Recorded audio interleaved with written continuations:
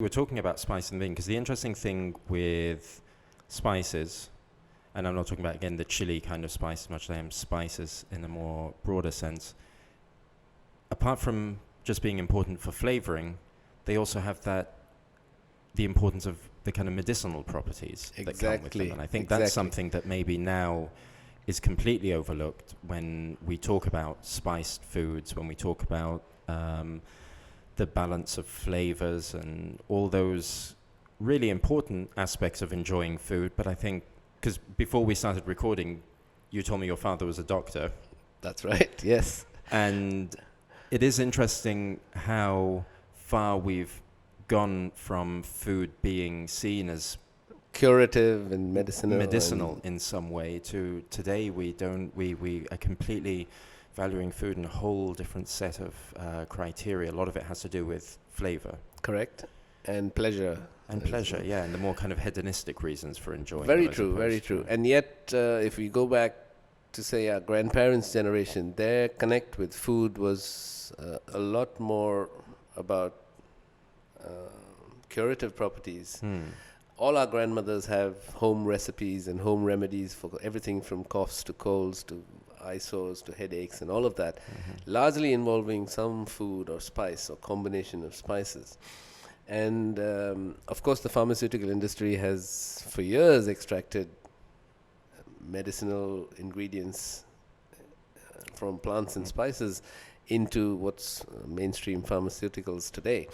And yet, this ancient knowledge that I think even now in rural India, for example, Joseph, there are people who know which root to eat to cure, say, jaundice, for example, or which leaves can be crushed up and made into a juice when you have chicken pox.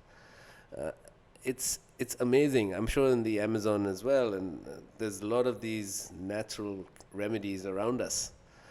Foraging has become fashionable in the last few years, but our ancestors did just that.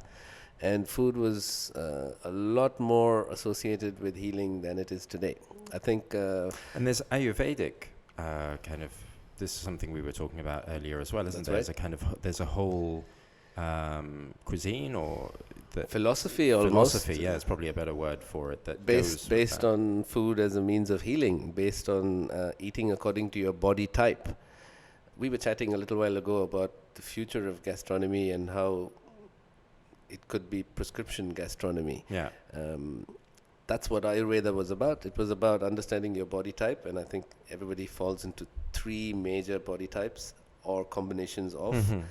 And there are food groups that are classified as suitable for those body types. Oh, wow. And so that, sadly, it took the Western world to make yoga and Ayurveda fashionable, but we as Indians should have just swallowed up all of that knowledge. We should have been taught it in schools as the most basic, and yet it took the Western world to almost come full cycle, and today we are talking about prescription gastronomy as being the future, something I'm particularly excited about, but also a bit saddened by the fact that that knowledge was probably a lot of it lost. Some of it we are still holding on to, but Ayurveda was all about food as a source of healing. Also trying to discover grandmother's recipes, recipes from rural India that are untainted by modern technology, and try and see the relevance, because the whole fact that we are talking about the future of gastronomy being prescription gastronomy, there's so much to be gathered from that lost science of food as healing that could be applicable to our current lives. Certainly, health. I think as a chef, we have a voice, we have a platform, and I have been a big believer. As I said, my dad was a doctor. Despite being an orthopedic surgeon, his preferred method of treatment was often naturopathy, and at most involving food as a medicine, despite being a doctor.